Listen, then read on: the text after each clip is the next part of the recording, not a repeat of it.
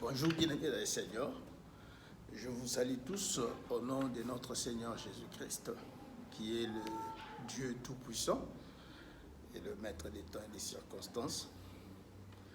Je rends grâce à son nom, lui qui nous donne le souffle de vie, qui nous assiste à tous égards, qui fait de bonnes choses pour nous. L'Éternel est le seul qui connaît toutes choses avant que toutes choses n'arrivent. Il est aussi celui qui fait lever le soleil pour les justes et les méchants. Chaque jour de notre vie, nous vivons par sa grâce. C'est sa grâce qui est notre force. C'est sa grâce qui est la source de notre joie, la source de notre énergie. Et c'est aussi sa grâce qui fait que nous puissions être trouvés favorables devant son honneur. C'est-à-dire, il nous rend dignes par sa grâce. Parce qu'en réalité, nous avons été désignés comme des pécheurs. L'humanité tout entière était classée dans la catégorie de ce qui est impur. Mais c'est seulement grâce au travail de Golgotha, le sacrifice ultime que Dieu a fait lui-même en acceptant d'envoyer son Fils unique mourir pour la cause de l'humanité, parce que l'homme était le parent proche de Dieu. Donc, et c'est cette grâce-là qui fait que quand nous nous présentons devant lui, il puisse nous accepter. Il puisse nous accepter. Parce que s'il n'y avait pas cette grâce-là, il ne pouvait pas nous accepter. C'est d'ailleurs pour cette raison-là que nous sommes en train de parler du concept de péché, parce que ce qui a fait que l'humanité s'écarte de Dieu, l'homme s'écarte de Dieu, c'est le péché.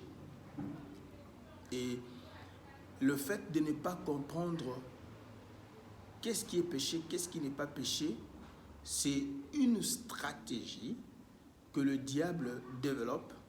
C'est un mécanisme que le diable développe ou a développé dans le milieu de l'être humain pour qu'il puisse continuer à régner. Parce qu'il sait que si l'homme comprend où il se tient, qu'est-ce qui fait qui est bon, qui n'est pas bon, l'homme ne va pas continuer à le faire. C'est pourquoi la Bible dit que le diable se déguise en ange de lumière.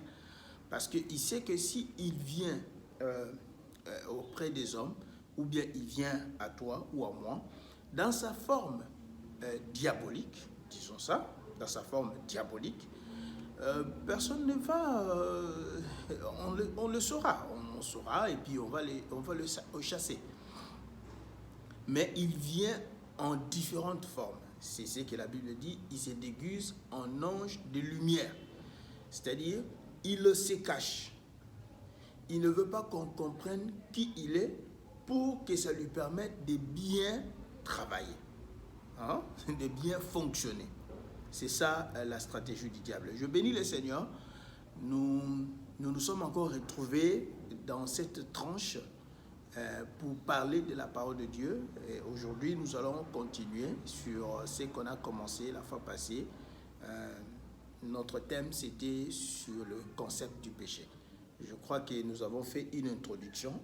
Aujourd'hui, on va essayer de parler à la limite du temps ou de l'espace que nous aurons.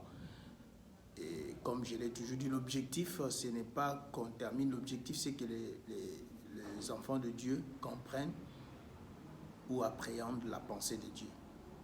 Alors, je demanderai à ce que tu puisses me suivre avec beaucoup d'attention. S'il y a des endroits où je ne suis pas clair, parce que tout ce que nous émettons comme pensée, nous le faisons à la limite de notre connaissance. À la limite de notre connaissance, sachant que celui qui n'a pas de limite, c'est le Saint-Esprit. C'est le Saint-Esprit qui n'a pas de limite. Alors le Saint-Esprit, si vous l'avez, donc je pourrais dire si tu l'as, donc le Saint-Esprit te permettra de comprendre même au-delà de ce que moi je suis en train de dire. C'est pourquoi nous ne fondons pas nos arguments sur base de notre connaissance personnelle, intellectuelle, culturelle, traditionnelle, mais nous fondons nos arguments sur base des Écritures. Nous essayons de parler à la limite de ce que Dieu a mis dans notre cœur, mais espérons que par le Saint-Esprit, les enfants de Dieu vont comprendre au-delà de ce que nous pouvons dire, c'est-à-dire au-delà de ce que nous avons exprimé, parce que c'est l'Esprit qui nous enseigne. Je bénis le Seigneur, je vais prier pour commencer. Dieu Tout-Puissant, je rends grâce à ton nom, je te glorifie, je recommande ces moments entre tes mains, et la Bible dit qu'en ce jour, personne ne dira à l'autre connais Dieu, car vous serez tous enseignés de Dieu. Laisse que ton esprit nous ouvre la pensée céleste. Car le plus important pour nous, c'est de savoir qu'est-ce que toi tu attends de nous. Car celui qui a la parole de Dieu, il a la lumière. La Bible dit que ta parole est une lampe à mes pieds. Quand j'ai la parole de Dieu, je vois clair. Car la parole de Dieu, c'est la vérité. Et il est écrit, vous connaîtrez la vérité et la vérité vous affranchira. Que ta grâce abonde dans ce moment et que ton Saint-Esprit le guide. Je recommande mon frère, ma soeur entre tes mains. Je prie à ce que tes bénédictions abondent dans la vie de tes enfants. Toi qui connais les préoccupations de cœur. Parce que tu dis qu'avant que vous demandiez, je sais ce dont vous avez besoin. Et je prie à ce que toi, Père, tu puisses te charger, Papa, des besoins de tes enfants. Parce que tu es le Père bien-aimé et tu es le Dieu qui peut résoudre toute situation, qui peut résoudre tout problème. Je te bénis dans le nom de Jésus-Christ, je prie. Amen. Alors,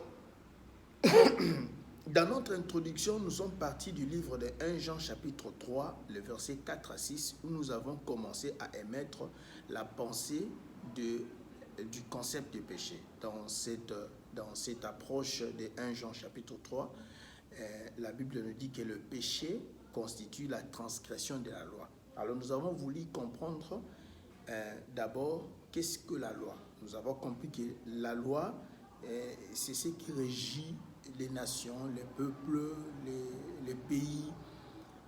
C'est en forme de constitution, c'est en forme de règlement, en forme de policy dans un groupe.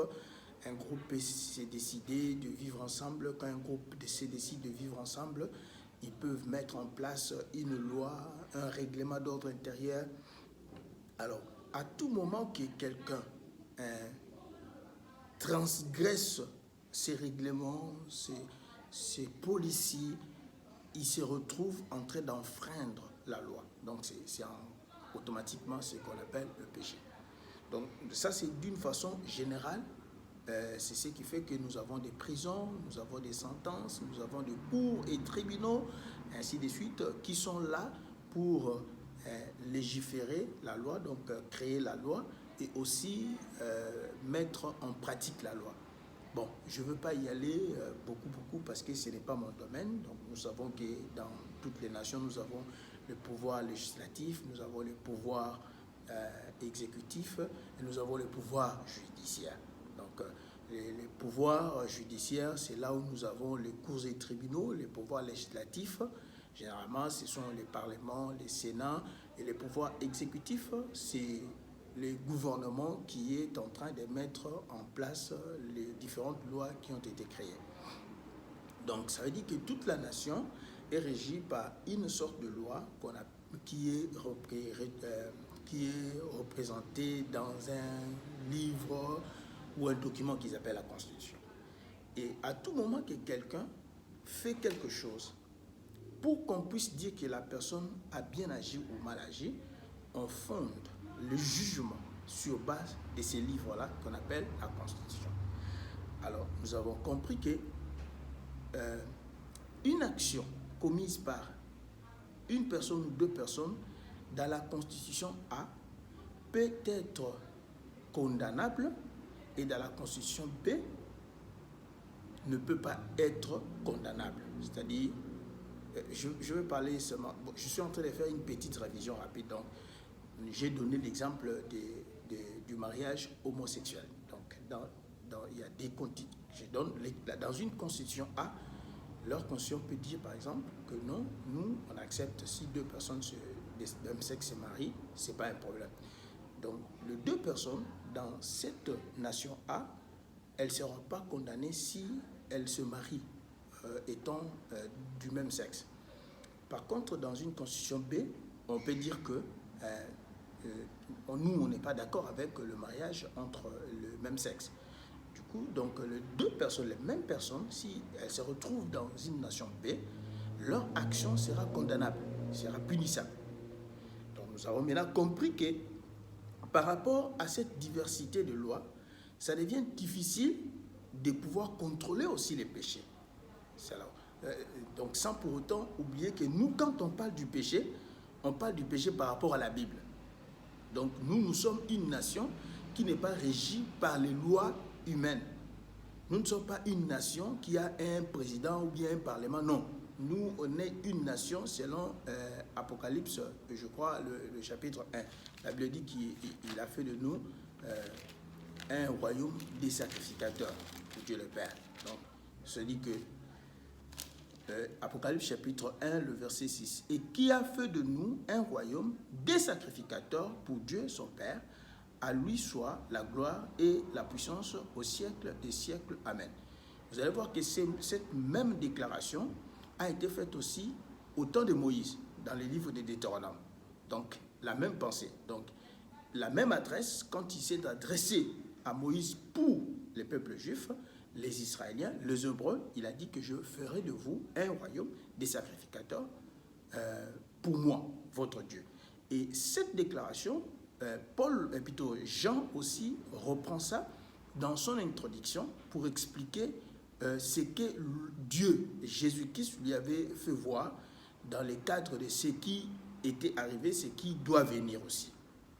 Voilà. Donc, pour dire que quand maintenant nous considérons cet aspect des choses, nous comprenons que si nous, comme chrétiens, nous voulons comprendre le péché, nous devons chercher à savoir sur quelle base nous devons nous baser, nous fonder. Sur quelle base nous devons nous fonder pour dire que ça, c'est un péché et ça, ce n'est pas un péché. Voilà pourquoi j'appelle ça le concept du péché. Donc, alors, toujours dans ces cadres, nous avons vu l'approche de Jésus et des pharisiens dans Jean chapitre 8, le verset 1 à 11, où on lui a amené une femme qui a été prise en flagrance d'adultère. Et la Bible dit que les pharisiens lui ont dit que dans la loi. Donc nous avons vu qu'il s'est référé à la loi parce que la loi était leur fondement, leur base de jugement. Mais par contre, quand Jésus a réagi, lui n'a pas réagi par rapport à leur base, à leur fondement. Lui, il a réagi par rapport à une autre base. En fait, c'était la même chose parce que le même qui était, la même colonne de feu qui était dans le désert, qui les a conduits, c'est la même colonne de feu qui a pris la forme qu'on a appelée Jésus. Donc, nous avons vu ça dans Hébreux chapitre 1. Après avoir, et de plusieurs manières, parlé à nous, Père, vous connaissez la chanson. Donc, alors, vous voyez maintenant que dans Jean chapitre 1, la Bible dit que la loi est venue par Moïse, mais la grâce et la vérité. Donc, nous avons compris que la grâce et la vérité, c'est la conscience. C'est parce que dans la grâce et la vérité, on voit la foi. Donc, les gens qui étaient venus pour condamner la femme se sont retrouvés face à leur conscience par rapport aux déclarations de Jésus. Quand Jésus a dit, c'est lui qui n'a pas encore péché. Vous voyez, donc, il leur a fait voir dans leur conscience, c'est-à-dire ils étaient là devant eux, c'était une télévision de leur conscience. Ils ne sont pas partis parce qu'ils ont accepté ce que Jésus a dit. Parce que tout le temps qu'ils lapidaient des femmes qui avaient fait l'adultère, dans leur conscience, ils savaient que nous aussi, dans les cachettes, nous faisons des choses que les gens ne voient pas. Mais ces jours-là, quand Jésus a fait la déclaration, leur conscience leur a dit que moi aussi, il y a quelque chose que j'ai fait. Il y a quelque chose que j'ai fait et je ne peux pas lapider. Je ne peux pas condamner cette femme. Et nous avons vu la bonne chose, c'est que Jésus, quand tout le monde est parti, ce n'est pas qu'il voulait dire que la femme n'a pas péché. Non. Il voulait faire voir aux gens qu'est-ce que vous appelez péché et comment vous pouvez approcher les péchés. Parce que Jésus était venu avec la grâce et la vérité. Et la Bible dit, il a dit à la femme, femme, moi non plus, je ne veux pas te lapider. Mais va et ne pêche plus. Vous voyez? Va et ne pêche plus. Parce que c'est lui qui est dans la grâce et la vérité. La grâce lui fait comprendre le péché. Et la grâce lui dit, va et ne pêche plus. C'est ça la partie la plus importante. Donc ce n'est pas normal alors que quelqu'un qui est dans la grâce et la vérité se retrouve encore en train de faire le péché. Là maintenant ça devient un problème. Alors nous nous sommes arrêtés au niveau de Daniel chapitre 5 pour faire voir que l'approche du chrétien du péché ne doit pas être fondée sur sa tradition, sur sa culture, sur sa coutume, sur un argument d'un homme. Parce qu'aujourd'hui, il y a des hommes qui ont désorienté les gens à cause de leur façon de concevoir le péché. Concept du péché. Le fait que lui, dans sa vie, il a des erreurs, il constitue la base ou les concepts du péché par rapport à ces erreurs.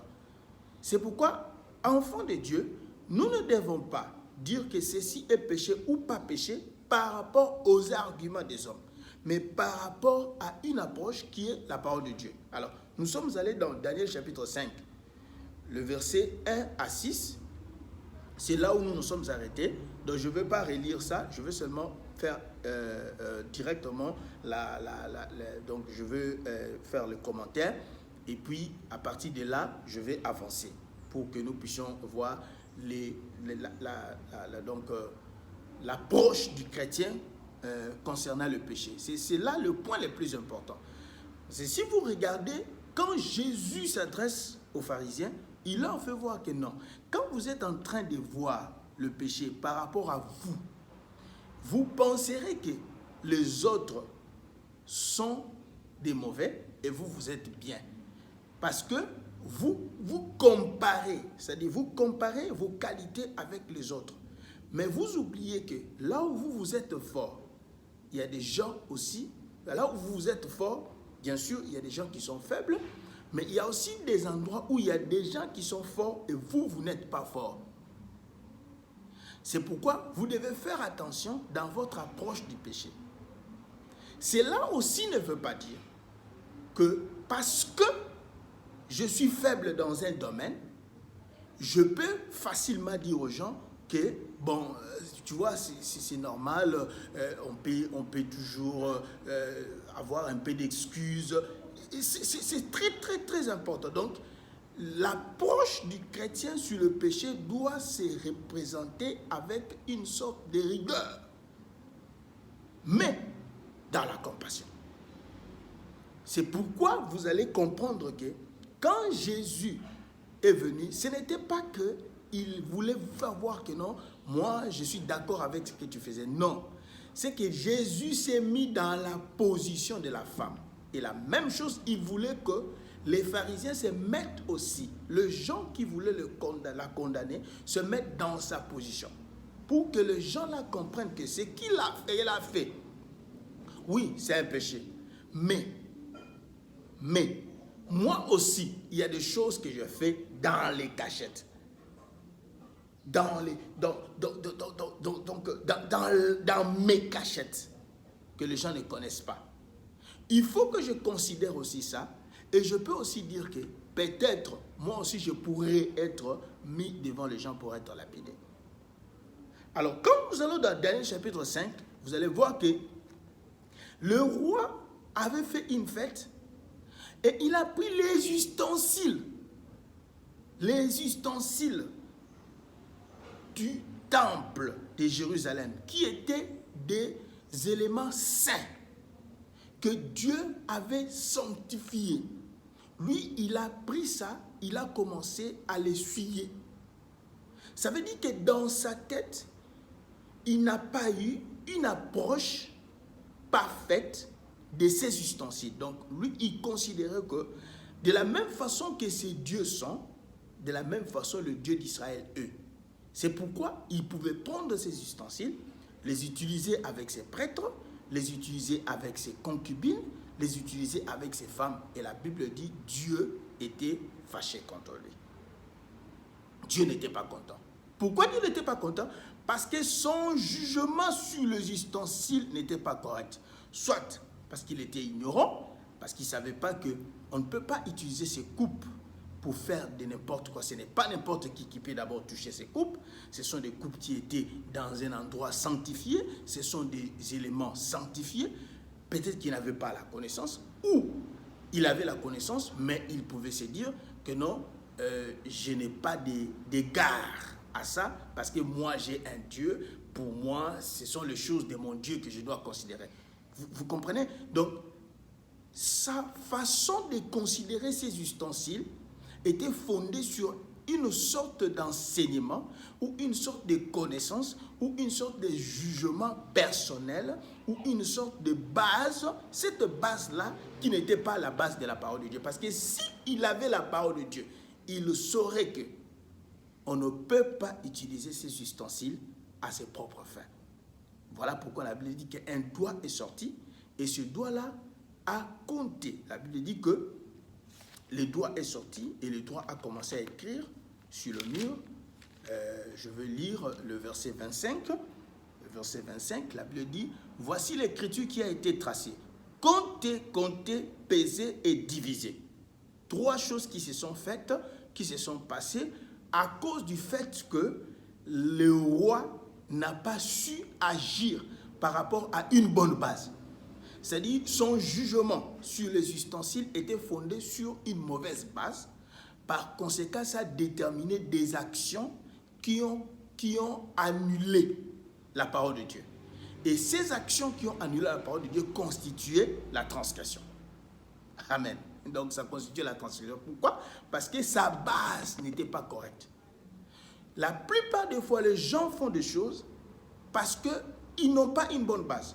Et la base, ça peut être aussi l'information. Ça peut aussi être l'information ou encore la connaissance, l'enseignement. Et la Bible dit, mon peuple périt par manque de connaissance.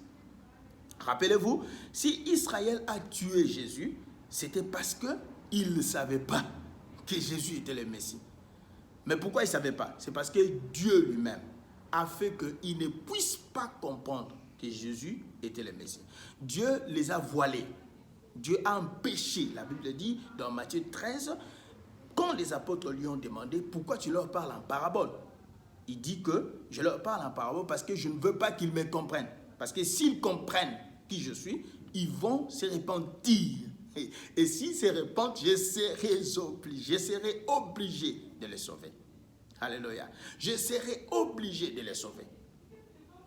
Vous voyez? Donc, s'ils n'ont pas compris Dieu, s'ils ont tué Jésus, c'est parce qu'ils n'avaient pas l'information, ils n'avaient pas la connaissance, ils n'avaient pas une bonne base.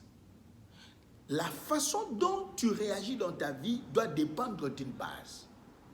Et la base, c'est ça, c'est que nous parlons, l'éducation. Et dans la vie, l'éducation commence généralement à partir du toit maternel. Nous avons différentes formes d'éducation. Et tout cela, c'est ce qui constitue l'homme. À partir déjà du toit maternel, l'homme reçoit une certaine éducation et dans son environnement. Et c'est pourquoi, vous allez voir maintenant, c'est ce qui va constituer l'homme. Il va devenir. Alors, ces jugements seront basés, vous voyez, seront fondés sur les différentes sortes d'éducation qu'il a reçues. Et c'est très important. Alors, ces différentes formes d'éducation que quelqu'un reçoit sont maintenant centralisées dans ce que nous, on appelle maintenant les chrétiens. Parce que l'homme qui naît, il n'est pas chrétien. Il devient chrétien quand il reçoit Jésus-Christ. Alors, c'est que maintenant, il a reçu comme éducation, il va confronter ça avec les Écritures, avec la parole de Dieu. C'est ce qui va devenir sa base de jugement. Là, si dans ta vie, tu juges, il faut regarder ta base de jugement est où. Parce que le roi, quand il a jugé, Dieu est descendu et il a écrit. Il dit, Voici l'écriture qui a été compter, compter, peser et diviser. Il dit la première chose, et voici l'explication de ce mot. Compter. Dieu a compté ton règne. Donc, c'est parce que Dieu était en train de voir la façon dont il était en train de faire, il était en train de mener sa vie. La Bible dit, Dieu a compté ton règne et il y a mis fin. Et pesé, tu as été pesé dans la balance et tu as été trouvé léger. Divisé, ton royaume sera divisé et donné aux Mèdes et aux Perses.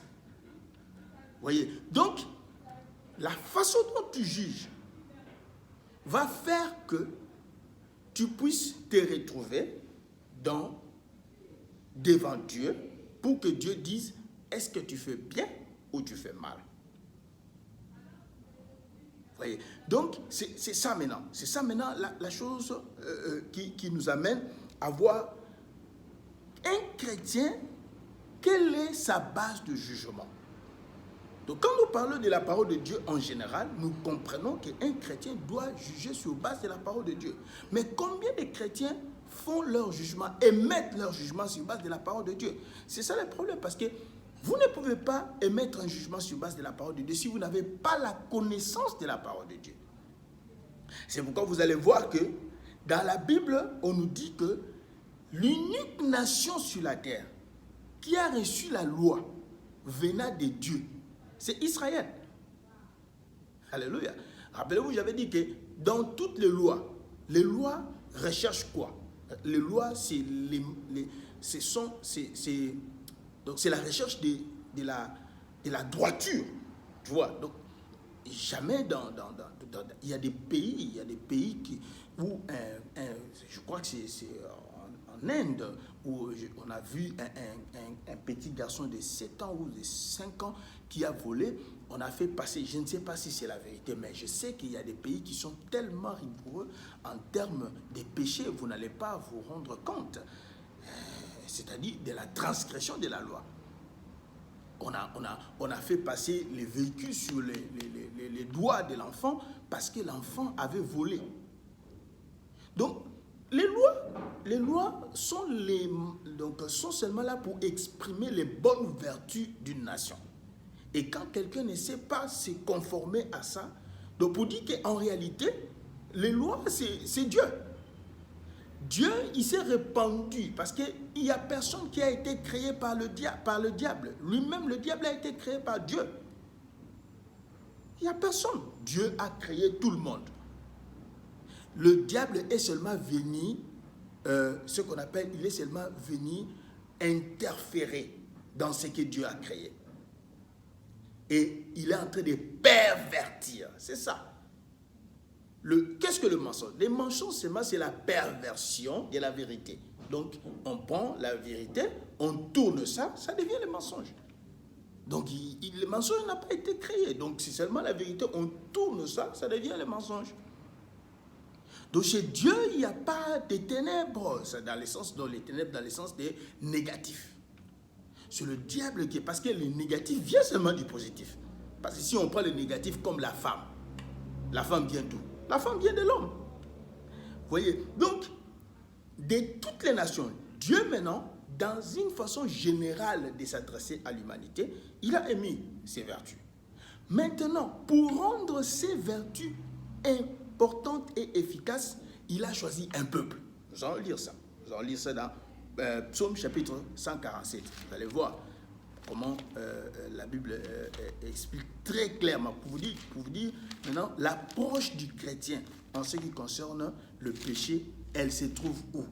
Donc quand nous on lit la Bible, ce n'est pas parce que on a seulement les sentiments de lire la Bible, non. C'est parce que c'est la loi de Dieu, c'est la parole de Dieu. Alléluia. Psaume 147, le verset 19 à 20. Écoutez bien. Il révèle sa parole à Jacob, ses lois et ses ordonnances à Israël. 20. Il n'a pas agi de même pour toutes les nations. Il n'a pas agi de même pour toutes les nations.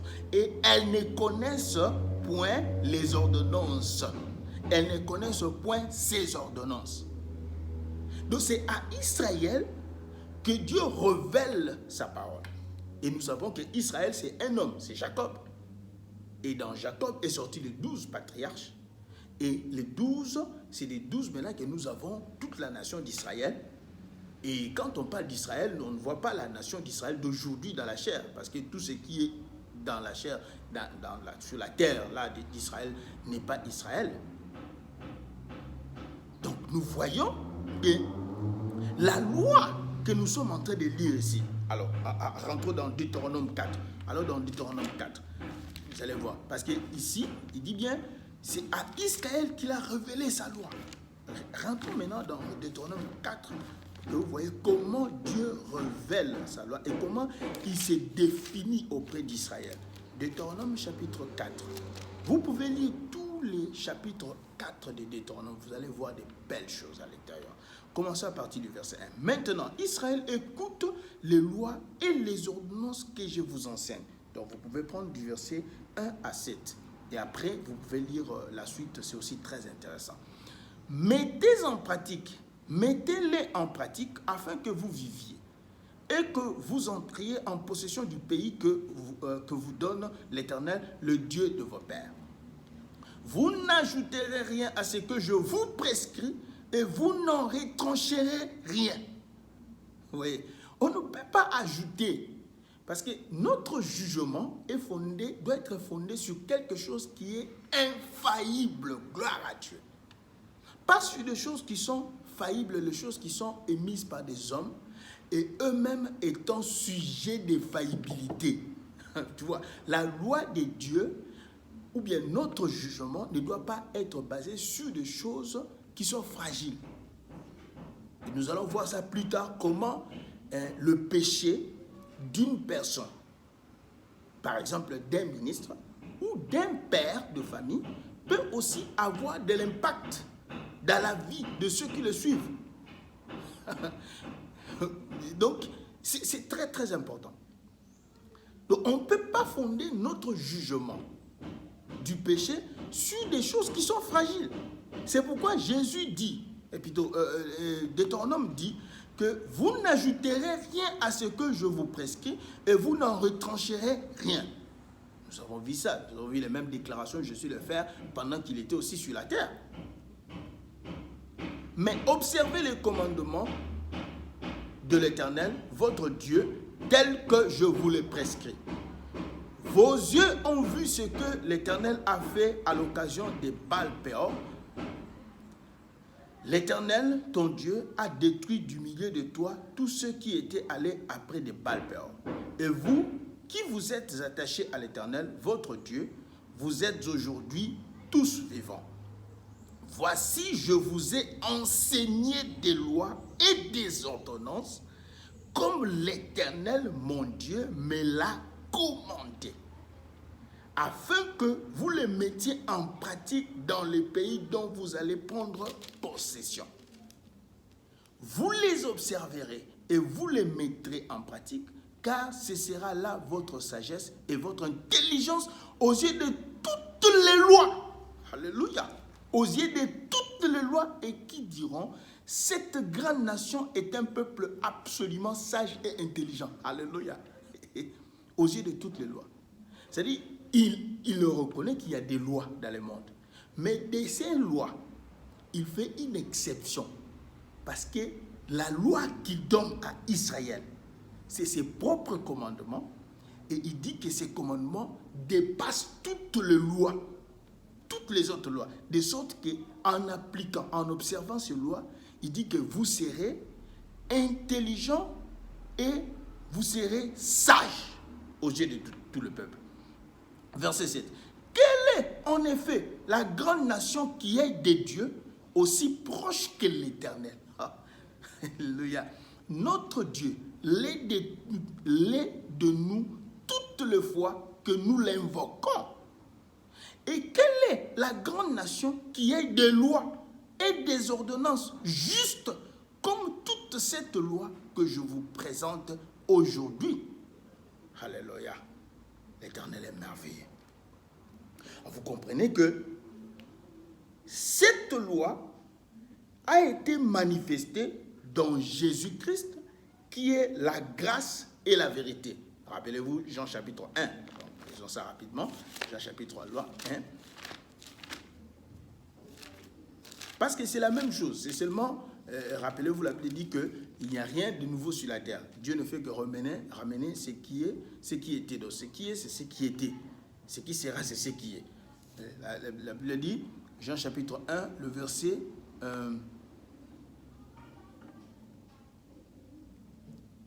le verset 17. Car la loi a été donnée par Moïse, la grâce et la vérité sont venues par Jésus-Christ. La loi, c'est un elle.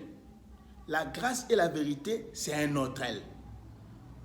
C'est un oiseau qui a deux ailes, et un oiseau ne peut pas s'envoler avec un aile. Vous voyez, quand un aile est paralysé, l'autre aile, l'oiseau souffre. Il a la difficulté de s'envoler. Voilà pourquoi dans Ephésiens 2, il a dit que nous sommes fondés sur l'enseignement des apôtres et des prophètes. Jésus-Christ était la pierre angulaire, c'est le corps, le milieu. C'est comme les nations d'Israël, comment on les a reparties. Il y avait une partie d'un côté du Jourdain, une autre partie de l'autre côté du Jourdain. C'est deux ailes, c'est toujours comme ça. Donc la loi, c'est un aile, et la grâce et la vérité, c'est un autre aile. Mais la grâce et la vérité, c'est l'aile qui donne de l'élan pour que l'oiseau puisse s'envoler. Mais tous sont là. C'est la même chose.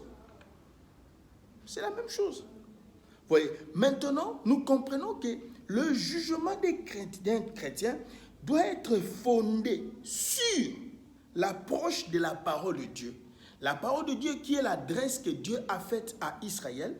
Et Dieu dit que c'est auprès d'Israël qu'il s'est manifesté pour dire qu'il a choisi Israël pour donner sa loi, qui est une loi supérieure à toutes les lois. Ça veut dire que la façon de juger des péchés de toutes les lois, si elle n'est pas conforme à la façon de juger de péché de la loi que Dieu a émise, ça constitue un péché. Alléluia.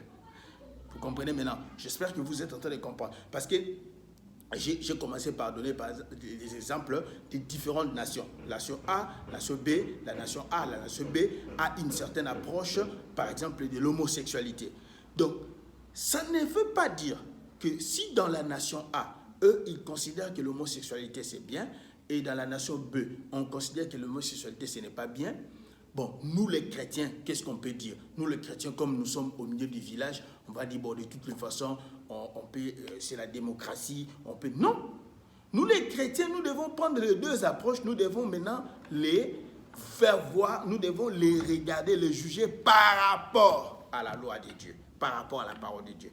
Parce que ces deux nations ont des lois, mais leurs lois doivent maintenant être regardées par rapport à la parole de Dieu. Et la parole de Dieu, c'est la loi que Dieu a émise, qu'a donnée à Israël.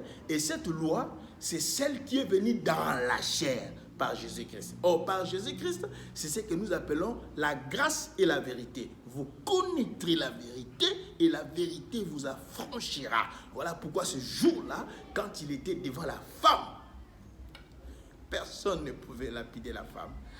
Parce qu'ils se sont reprochés. Ils ont compris que et des choses qu'on fait aussi dans les cachettes.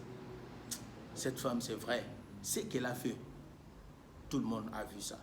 Mais nous aussi, il y a des choses qu'on fait. C'est pourquoi avant Jésus-Christ avait dit, avant d'ôter la paille qui est dans l'œil de l'autre, regarde la grosse pierre qui est dans ton œil. C'était seulement pour dire que la plupart des fois, les gens sautent, les gens ont la tendance à condamner, à faire voir comment les autres ont mal agi. Pourquoi? Parce qu'ils ne mettent pas du temps à regarder eux-mêmes ce qui se trouve en eux. Voilà pourquoi nous, maintenant, en tant que ministres de Dieu, nous venons pour faire comprendre à chaque enfant de Dieu.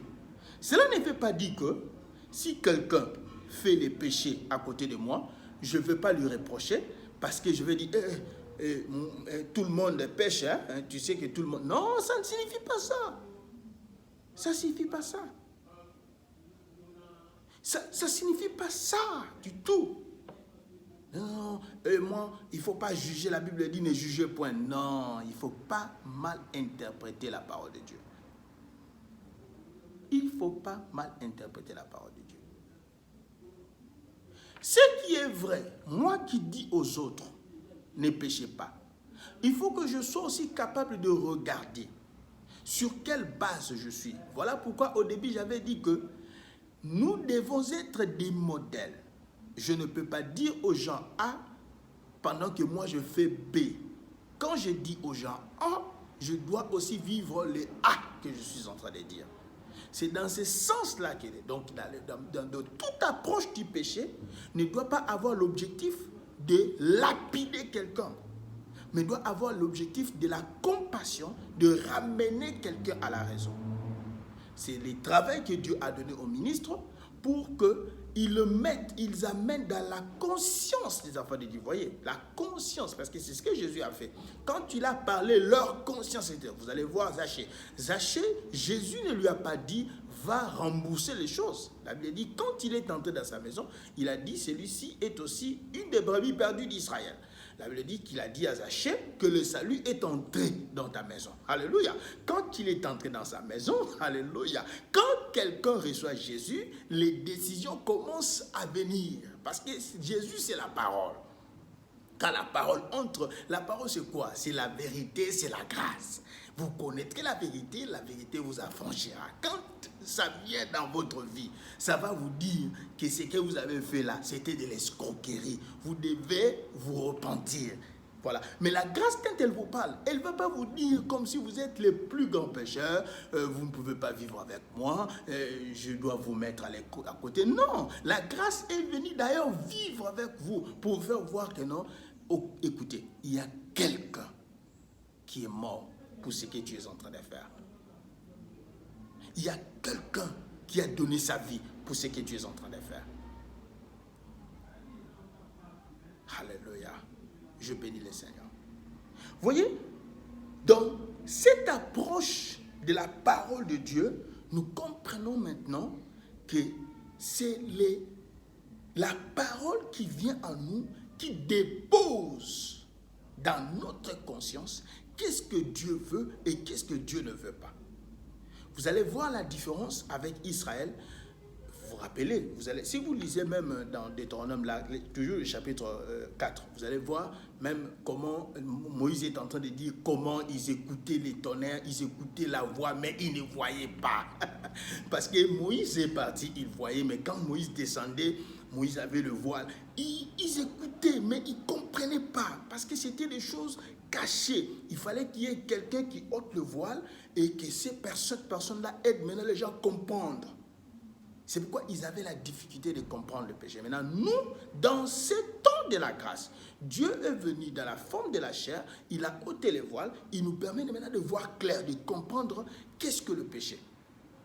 Mais notre jugement là, de ce que c'est le péché, nous fondons ça où? Sur base des Écritures, sur base de la parole. Alléluia. Nous fondons ça sur base de la parole.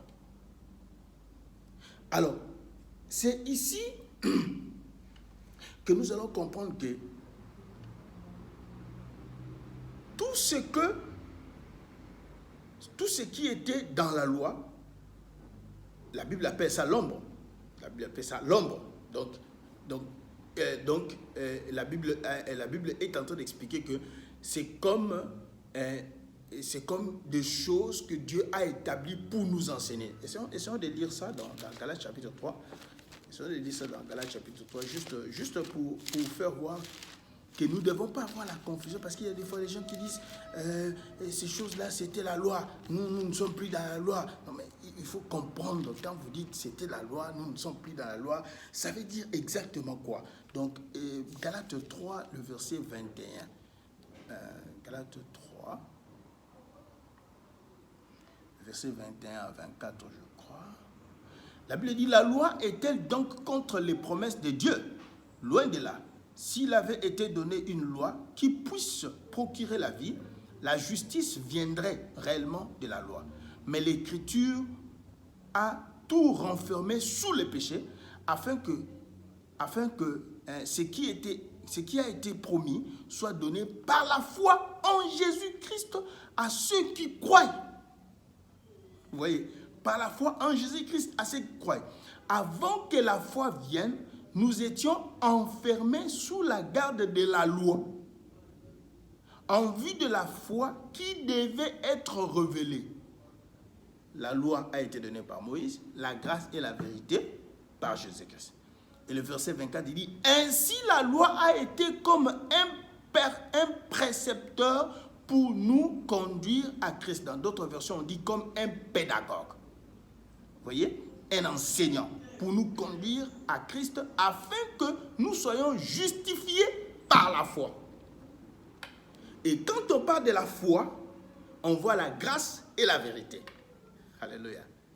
C'est maintenant là où nous allons rentrer dans Romains chapitre 5 pour voir est-ce que si quelqu'un est dans la grâce, cela lui donne-t-il une carte blanche pour pécher? Vous voyez, est-ce que la grâce favorise-t-elle le péché? Est-ce que la grâce exclut-elle le péché? Donc si quelqu'un vient avec cette pensée, ce concept, selon laquelle, bon, Jésus a tout payé, nous sommes maintenant dans la grâce, nous sommes libres, la parole de Dieu, j'aime les choses de Dieu parce que c'est la liberté. Dieu nous a donné la liberté. On n'est pas condamnable de quoi que ce soit. Je peux vivre comme je veux parce que je suis dans la liberté. Mais de quelle liberté on est?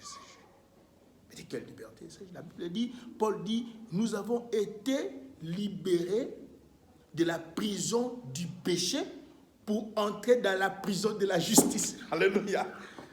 Dans la prison de la justice. Vous voyez? Donc, il y a deux prisons. Une prison qui est la prison du péché et une autre prison qui est la prison de la justice. Allons dans Romains chapitre 5 pour comprendre, est-ce que devrais-je demeurer dans le péché parce que je suis sous la grâce?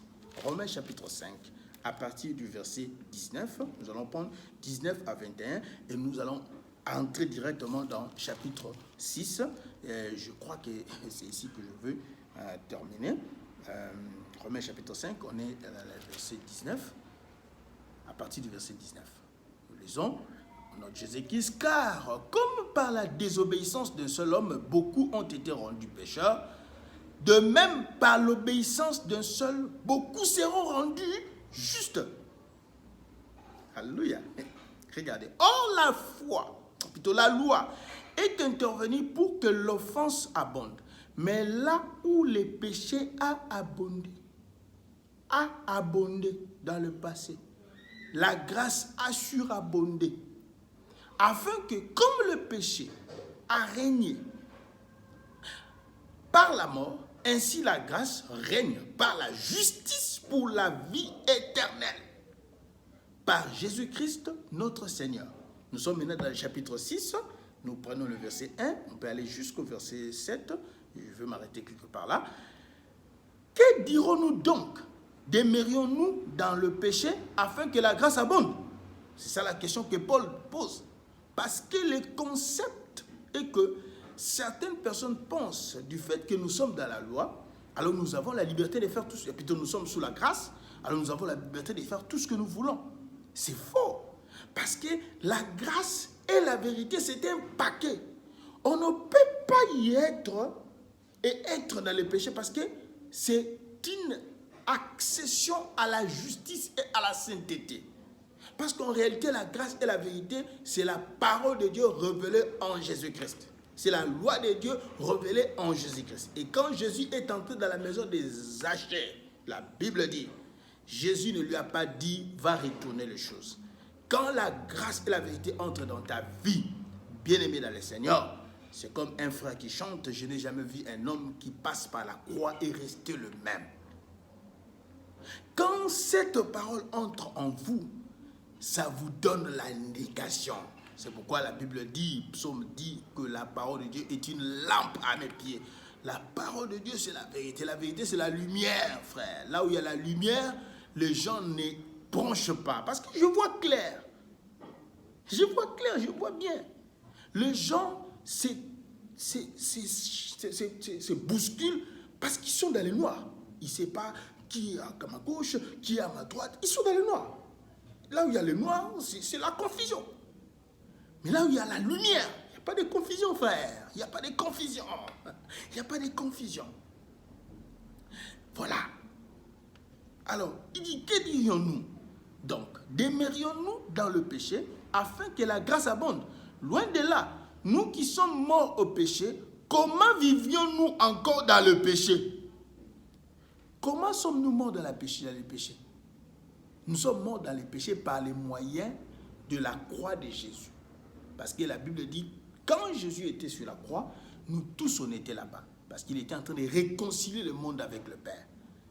Nous sommes morts, c'est-à-dire nous sommes passés par l'autel des holocaustes. Rappelez-vous le tabernacle. Nous sommes passés par l'autel des holocaustes où nous avons été brûlés. Ce qu'on a amené dans le lieu saint, c'est maintenant les cendres, le reste. Ouais, le reste. Et comme nous sommes morts, nous ne pouvons plus réagir aux pulsions de notre chair.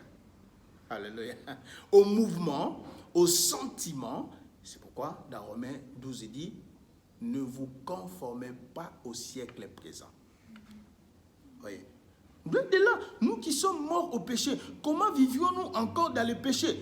Ignorez-vous que nous tous qui avons été baptisés en Jésus-Christ, c'est en sa mort que nous avons été baptisés. Verset 4. Nous avons donc été ensevelis avec lui par le baptême en sa mort, afin que, comme Christ est ressuscité des morts par la gloire du Père, de même, nous aussi, nous marchons en nouveauté de vie. En effet, si nous sommes devenus une même plante avec lui par la conformité à sa mort, nous le serons aussi par la conformité à sa résurrection, sachant que notre vieil homme a été crucifié avec lui afin que le corps du péché soit réduit à l'impuissance pour que nous ne soyons plus esclaves du péché. Car celui qui est mort est libre du péché. Alléluia. Nous sommes partis de l'esclavage du péché. Là, on nous a libérés, mais nous sommes entrés dans un autre esclavage qui est un esclavage pur.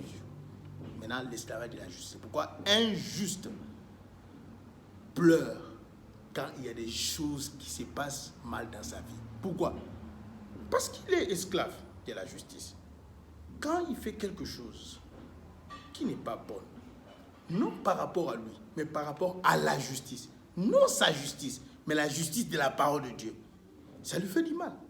Pourquoi? Il se rappelle que non, cette histoire, quelqu'un est mort pour ça.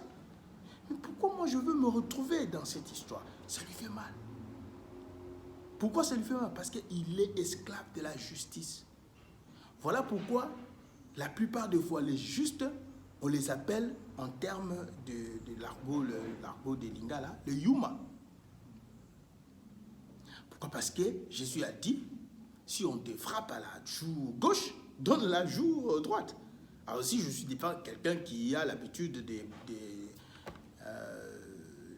bléir les gens, il me frappe, il prend de l'avantage. Il me frappe comme ça, je lui donne encore ici, il prend de l'avantage. Mais qu'est-ce que moi je fais? Je ne dépends pas de moi. Mes mains sont liées par rapport à ce qui me régit, la justice de Dieu. Et je détermine mes actions par rapport au jugement qui est basé sur la parole de Dieu. La grâce et la vérité. Bien-aimés dans le Seigneur, vous allez comprendre que parlant de toutes ces choses, ça nous donne une image parfaite de qui est un chrétien. Et que dans la vie d'un chrétien, le péché ne doit pas être là. Alors, Dieu a fait qu'il y ait des différents dons parmi nous à cause de la faiblesse de l'homme. Rappelez-vous, au début, j'ai dit que je vous parle à la limite. Même quand Moïse descendait de la montagne, il expliquait la loi à la limite de sa connaissance. C'est pourquoi, considérant l'aspect de la faiblesse humaine, Dieu a essayé de faire des détails. Vous voyez, les détails. Parce que tu vois des fois, quelqu'un va dire, ah, bon, je veux savoir vraiment, si je fais ça, est-ce que c'est le péché ou ce n'est pas le péché? C'est pourquoi, dans la seconde partie, dans la partie qui suit, je vous l'ai dit, nous allons parler des sortes de péchés. Mais ce ne sera pas une liste exhaustive. Nous ne pourrons pas citer tous les péchés. Parce que je peux citer beaucoup de péchés. Mais peut-être je ne peux pas citer un péché que toi tu fais. Cela ne signifie pas que si je n'ai pas cité ça, que ce n'est pas un péché. Non. Mais la loi de Dieu dans laquelle tu t'es engagé, cette loi va te dire que ce que tu fais là, c'est un péché. Mais si nous pouvons citer, c'est seulement lié au fait, dû au fait que nous sommes des humains, nous avons des limites. Et nous voulons être un peu détaillés pour aider les enfants de Dieu à pouvoir grandir dans leur foi, afin qu'il n'y ait pas de confusion. Voilà pourquoi, dans la partie qui suit, je veux parler des sortes de péchés. Je veux parler des sortes de péchés par rapport à la Bible. Vous voyez, des sortes de péchés par rapport à la Bible. Et je veux aussi parler des choses qui ne sont pas écrites, qui ne sont pas dans la Bible. On essaie un peu de donner des illustrations pour que les enfants de Dieu puissent comprendre dans quelle mesure du possible je peux comprendre que ce qui se passe là, c'est un péché ou ce n'est pas un péché. Donc, mais vous allez voir que dans tout ce que nous sommes en train de mettre comme illustration, le plus important, c'est le Saint-Esprit nous convainquant du péché. C'est ce que Jésus avait dit dans le livre de Jean, je crois 14, 15, que le Saint-Esprit, quand il viendra, lui, il vous convaincra du péché. Je bénis le Seigneur et nous allons commencer les sortes de péchés dans notre prochaine séance. Et je crois qu'aujourd'hui, on s'est plus basé sur l'approche de l'homme sur donc, le jugement de l'homme chrétien concernant le péché qui doit être basé sur la parole de Dieu. Car si on juge par rapport à nos cultures, nos sentiments, nos émotions, Dieu va nous peser, il va nous compter, il va nous diviser, il va nous rejeter. Voilà. Et nous avons compris que nous ne pouvons pas juger selon nos sentiments parce que l'unique loi qui est parfaite, c'est la loi que Dieu a donnée à Moïse. Nous avons vu ça dans Deutéronome 4, le verset 1 à 7. Nous avons vu ça aussi dans Psaume 147, 19 à 20. Et nous sommes allés pour faire voir maintenant dans Romains chapitre 5, le verset 19 à 21, et chapitre 6, verset 1 à 7, que la grâce ne favorise pas le péché. Et nous avons aussi compris que, en fait, la loi était un pédagogue. Nous avons vu ça dans Galates chapitre 3, le verset 21 à 24, qui nous conduisait vers la grâce. Donc, toutes ces choses-là pour nous faire voir que dans cette dispensation, frères bien-aimés dans le Seigneur, il y a des choses très profondes et très merveilleuses. Et quand seulement nous nous laissons faire par la puissance du Saint-Esprit, nous aurons un entendement parfait.